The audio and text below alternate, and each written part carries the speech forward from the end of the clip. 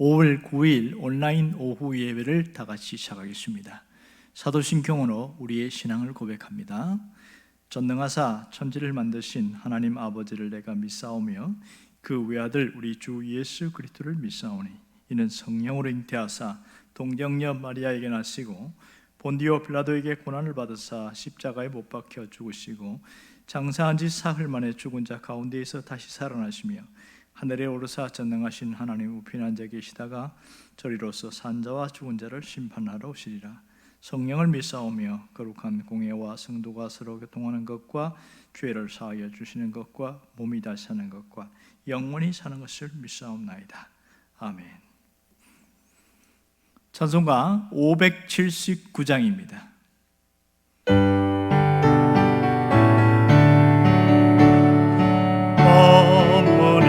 넓은 사랑 귀하고도 귀하다. 그 사랑이 언제든지 나를 감싸줍니다. 내가 울 때 어머니는 좋게 기도드리고 내가 기뻐 웃을 때에 찬송 부르십니다. 4절입니다. 온유하고 겸손하며 올바르고 굳세게 어머니의 뜻 받들어 보람있게 살리라. 공파 많은 세상에서 선한 싸움 싸우다 생명신에 흐르는 곳 괴리 함께 살리라. 기도하겠습니다. 살아계신 하나님 아버지, 어버이 주일에 오후에 함께 예배드리게 하심을 감사드립니다. 오늘 함께 예배드리는 모든 성도들에게 주께서 찾아와 주시고 깨닫게 해주시고 우리의 영혼을 새롭게 하여 주옵소서.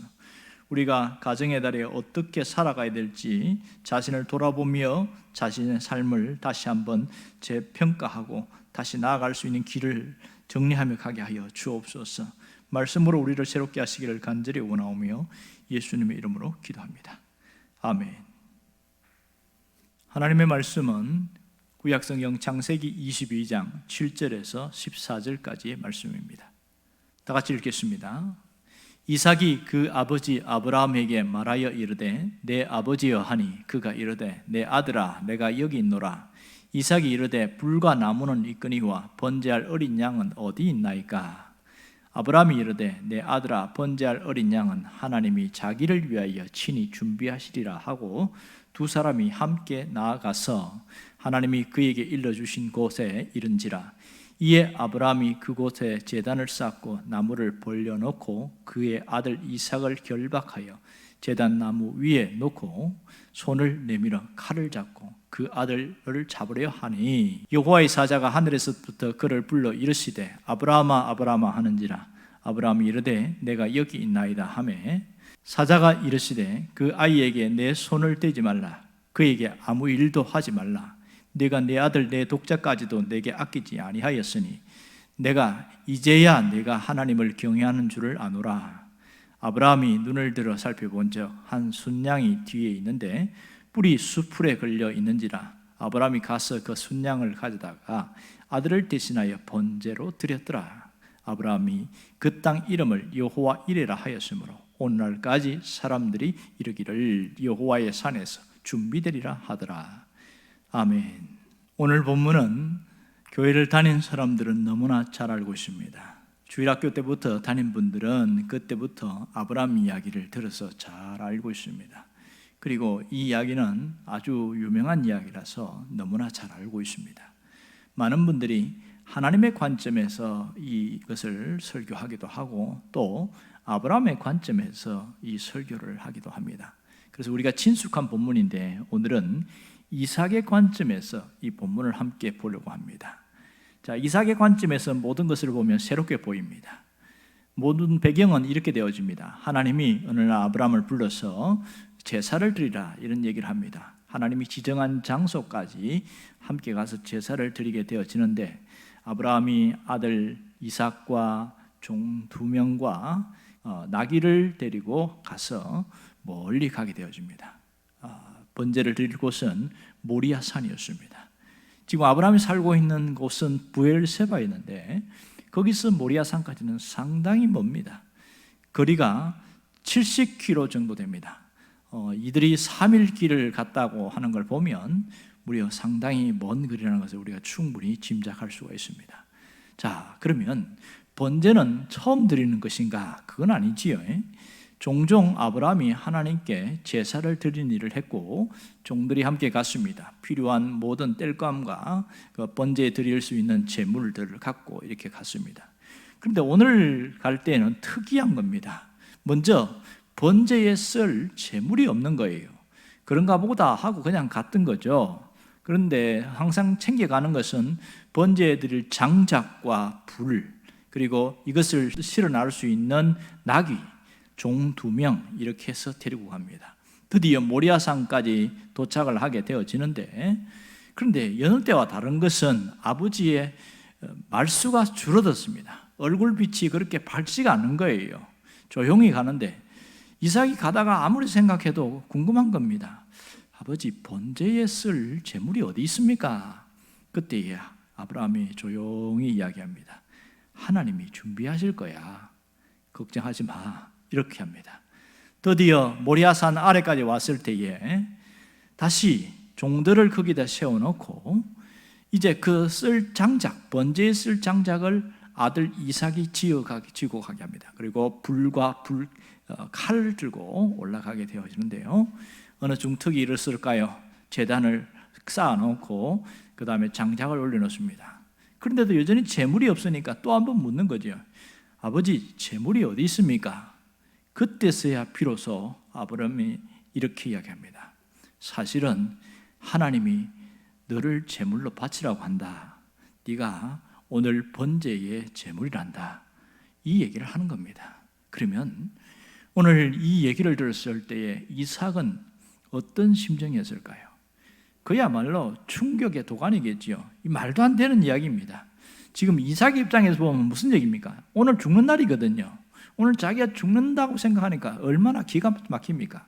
그것도 하나님 앞에 제물로 바쳐져서 죽는다는 것, 이거 보통 일이 아니지요. 이거 어떻게 이럴 수가 있느냐? 왜 내가 제물이 되어야 됩니까? 오만 생각이 다 와가는 거고, 아버지 꼭 이렇게 해야 됩니까? 꼭 이것이 하나님의 뜻입니까? 뭐 이렇게 물어봐도 말했겠죠. 아버지는 아무 말이 없습니다. 그저 눈물만 뚝뚝 흘릴 뿐입니다. 이런 이삭의 심정, 여러분 어떻게 생각하십니까? 이삭이 정말 답답했을 거라고 생각되어집니다. 오늘 죽음을 앞둔 이 이삭의 모습을 생각해 보세요. 지금 아버지에 대해서 어떤 생각이 들까요? 정상적이라고 할까요? 제정신이 아니라고 생각할까요? 아무리 하나님의 뜻이라고 해도 이것은 정상적이라고 할 수가 없는 것이지요. 누가 봐도 제정신이 아닌 모습처럼 보입니다. 그러니 이 일을 어떻게 받아들일 수 있겠냐고요. 만일 여러분이 이 상황이라면 이것을 과연 받아들일 수 있겠느냐, 그런 생각을 한번 해보십시오. 지금 아브라함의 나이가 몇 살이게 되겠습니까? 이삭은 몇 살일까요? 아들을 100세에 이삭을 얻었으니까 적어도 이때 짐을 지고 갈 정도면 아마도 청년이었을 것이다. 그러면 한 이삭의 나이가 20세라고 하면 아버지의 나이가 120세입니다. 그렇다면 나이가 많은 120세의 노인이 20살 청년을 잡아서 결박해서 제물로 올린다고 생각합시다. 이게 가능할까요? 거의 어렵습니다. 아들이 자기가 살겠다고 확 뿌리치고 가면 잡을 수가 없거든요. 도망을 가도 뛰어갈 수가 없는 것이죠. 이건 정말 불가능한 일입니다. 자, 그렇다면 이삭의 입장에서 이 모습을 어떻게 받아들여야 되겠습니까? 아버지에 대해서 1%의 의심도 없이 항상 그렇게 믿고 신뢰해 왔는데 오늘 자기가 죽는 날, 제물이 되어서 죽는 날이라고 생각했을 때 인간적인 그 느낌의 고통은 이루 말할 수 없을 겁니다. 그 배신감이라는 것은 굉장히 상당한 충격이겠지요. 이걸 어떻게 받아들일 수 있느냐는 거예요. 이해가 안 되는 부분입니다. 아버지 왜 이러십니까? 이건 아닌 것 같은데요. 그렇게 따지고 들면 할 말이 없는 거죠. 그러면 아브라함의 입장에서는 어땠을까요? 아브라함도 이것을 하나님이 하라고 하니까 하는 것이지 즐거운 마음으로 한 건 결코 아닙니다. 아마도 이 아브라함의 입장에서는 내 아들이 차라리 확 뛰쳐나가 도망가 버렸으면 좋겠다, 그런 생각이 들겠지요. 그러면 이 젊은 아들을 잡을 수가 없으니까 하나님께 변명거리가 되잖아요. 하나님, 내가 이렇게 하나님이 말씀하신 대로 그렇게 아들을 제물로 바치려고 하는데 이 아들이 뛰쳐나가 버려갖고 어떻게 제가 할 수가 없습니다. 이렇게 하면 끝나는 거거든요. 그러면 모든 것이 해결되는데, 그게 오늘 본문에 특이한 내용이 나옵니다. 9절을 보면 이렇게 나오지요. 그 아들 이삭을 결박하여 제단 나무 위에 놓고 이랬습니다. 자, 그러면 이 젊은 이삭을 결박해서 놓는다는 것, 아들이 순순히 결박당하지 않으면 가능할까요? 불가능할까요? 절대로 가능할 수 없는 거라는 것을 알 수 있습니다. 오늘 이 배경 속에서 숨어있는 이야기가 뭡니까? 이삭이 이 상황과 모든 것을 알고 스스로 자신이 결박을 당했다는 것을 알 수 있습니다. 어쩌면 제단 위에 스스로 올라갈 수도 있는 상황이에요. 그리고 제단 위에서 눕혀 있을 때에 드디어 아브라함의 칼을 뽑아서 빼서 그 심장을 찌르려고 하겠지요. 이때 하나님이 막지 않으셨다면 이 이삭은 죽었을 겁니다. 제물이 되어서 죽었을 가능성이 굉장히 많습니다. 그렇다면 여기서 이삭이 왜 스스로 결박을 당했느냐 하는 겁니다. 왜 스스로 제물이 되어서 다 죽으려고 하는 것이냐는 거죠. 자신을 아버지의 뜻에 온전히 맡겼기 때문에 가능한 일입니다. 심지어 생명에 대한 것이라 할지라도 아버지의 뜻에 자신을 맡긴 겁니다. 여기서 우리는 진정한 효가 무엇인지를 정확하게 알 수 있습니다. 효라는 것은 자기의 뜻을 내려놓는 것입니다. 자기의 의지를 내려놓는 것입니다. 아버지의 뜻 앞에 자신의 뜻을 내려놓는 것이 효입니다. 여러분, 자신의 의지가 있지만 그 아버지의 뜻 앞에 때로는 자신의 의지를 굽힐 줄 알고 꺾을 줄 아는 것, 이것이 진정한 효의 모습이라는 것을 정확하게 보여주고 있습니다. 오늘 이 아버지의 뜻을 내려놓는 그 일이 어디에서 이루어졌습니까? 십자가에서 이루어졌습니다. 십자가에서 주님이 자신의 뜻을 굴복하고 십자가를 지고 가신 모습은 바로 아버지의 뜻 때문입니다. 생각해 보세요. 예수님이 십자가 지는 건 쉬운 일이 아니었습니다. 우리가 잘 알듯이 겟세마네 동산에서 땀방울이 핏방울이 뚝뚝 떨어질 때까지 기도하신 그 모습을 우리가 기억합니다. 할 수만 있으면 이 잔이 내게서 물러나기를 원합니다. 여기서 잔은 십자가 지는 걸 말합니다. 그랬을 때에 하나님이 응답하지 않았을 때에 받아들이죠. 나의 원대로 마옵시고 아버지의 뜻대로 되기를 원합니다. 이렇게 받아들이고 묵묵히 십자가를 향하여 뚜벅뚜벅 걸어가십니다. 마지막 두 손과 다리에 못 박히고 운명하실 때까지 십자가에서 돌아가시는데 가장 큰 고통은 무엇이었을까요? 가장 큰 고통은 육체적 고통보다도 하나님께 버림받는 고통이었습니다. 그래서 십자가 위에서 유명한 말 한마디 하시지 않습니까? 엘리 엘리 라마 사박다니, 나의 하나님 나의 하나님 어찌하여 나를 버리시나이까. 십자가의 가장 절망적 고통은 하나님께 버림받음이 있습니다. 버림받아야 우리가 살기 때문에 하나님이 그렇게 하신 것이지요. 여기에 주님이 오늘 스스로 오늘 결박당하고 십자가를 지신 것을 기억해야 됩니다.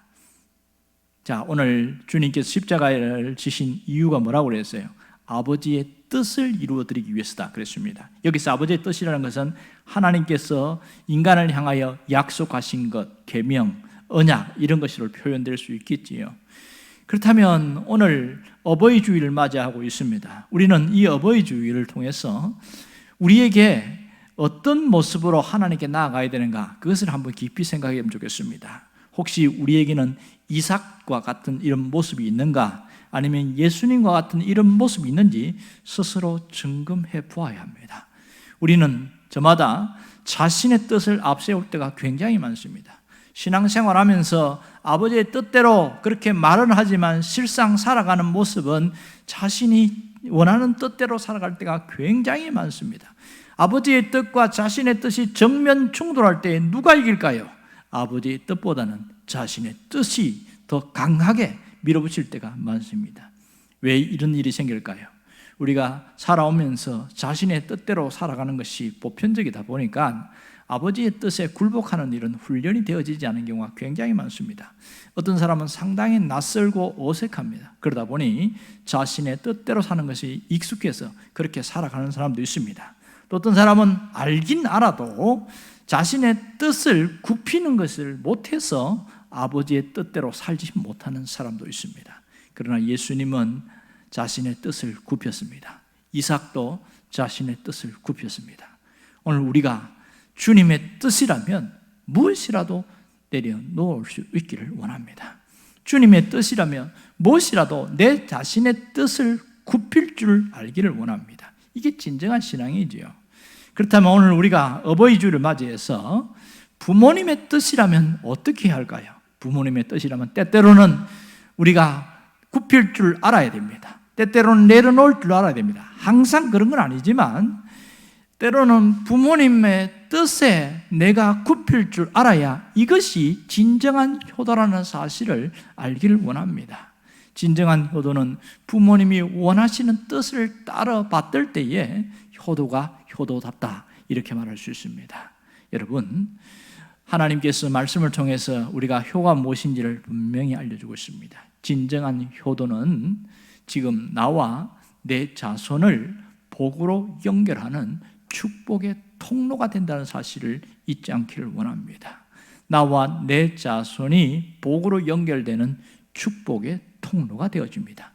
하나님은 이 효를 벗어난 자에게는 복을 주신 적이 없습니다. 이것을 깊이 생각해야 됩니다. 특별히 부모는 하나님을 섬기듯이 섬겨야 합니다. 부모를 섬길 때에 하나님을 섬기듯이 섬기라. 어디에 그런 게 나옵니까? 에베소서 6장 2절에 보면 내 아버지와 어머니를 공경하라. 이것은 약속 있는 첫 계명이니 이랬습니다. 이것이 하나님이 원하시는 뜻입니다. 그러므로 이 부모에 대해서 어떤 태도로 나아가야 될까요? 무조건 책임과 의무를 다하려고 해야 됩니다. 예수님도 십자가에 지시면서 살아계신 어머니 마리아에게 자신의 다 하지 못한 효도를 누구에게 부탁한 줄 아세요? 요한에게 그것을 부탁합니다. 요한복음 19장 27절에 보면 이렇게 말합니다. 또 그 제자에게 이르시되, 그 제자는 요한을 말합니다. 보라, 내 어머니라. 이제부터는 너의 어머니처럼 섬기라, 이 뜻이겠지요. 그랬더니 그때부터 그 제자가 자기 집에 모시니라 그랬습니다. 요한이 어머니가 돌아가실 때까지 끝까지 마리아를 섬겼다, 이런 뜻이 되겠습니다. 자, 하나님이 무엇을 원하실까요? 하나님은 지금도 부모를 공경하기를 원합니다. 또한 부모를 공경하는 자들에게 반드시 보상을 주시는데 복으로 보상을 주십니다. 성경은 분명히 말씀하고 있습니다. 에베소 6장 3절에 이렇게 말합니다. 이로써 내가 잘되고 땅에서 장수하리라. 이것이 하나님이 주신 보상입니다. 내가 잘되고 땅에서 장수하리라. 하나님은 부모 공경을 통해서 우리가 형통의 길이 무엇인지, 어떻게 해야 되는지를 분명히 보여주고 있습니다. 오늘 우리가 어떻게 살아가야 됩니까? 효를 알고 효를 물려주는 자가 되어야 됩니다. 옛날에 효자 가정에 효자 난다, 이런 말을 했습니다. 오늘 우리가 내가 부모를 공경하면 자식들이 그것을 보고 따라 공경이 무엇인지를, 부모를 어떻게 섬기는지를 잘 배우게 되어집니다. 어버이 주일에 부모님이 살아계신다면 전화 한 통화하고 그렇게 해서 인사 한번 하는 것이 대단히 중요합니다. 여러분들이 끝까지 부모 공경의 끈을 놓지 않기를 원합니다. 부모님이 돌아가신 분이 있다면 하나님에 대하여 내 아버지처럼 잘 섬길 수 있기를 주의 이름으로 축원합니다. 기도하겠습니다. 살아계신 하나님 아버지, 오늘 효가 무엇인지를 분명히 깨닫게 하여 주시고, 이 효를 통하여 우리가 나와 내 후손들에게 복으로 연결되는 통로가 되게 하심을 감사드립니다. 우리가 가정의 달에 이것을 깊이 생각하며 살아가게 하여 주옵소서. 예수님의 이름으로 기도합니다. 아멘. 주기도문 하겠습니다. 하늘에 계신 우리 아버지여, 이름이 거룩히 여김을 받으시오며 나라가 임하시오며 뜻이 하늘에서 이루어진 것 같이 땅에서도 이루어지이다. 오늘 우리에게 일용할 양식을 주시옵고 우리가 우리에게 죄 지은 자를 사하여 준 것 같이 우리 죄를 사하여 주시옵고 우리를 시험에 들게 하지 마시옵고 다만 악에서 구하시옵소서. 나라와 권세와 영광이 아버지께 영원히 있사옵나이다. 아멘.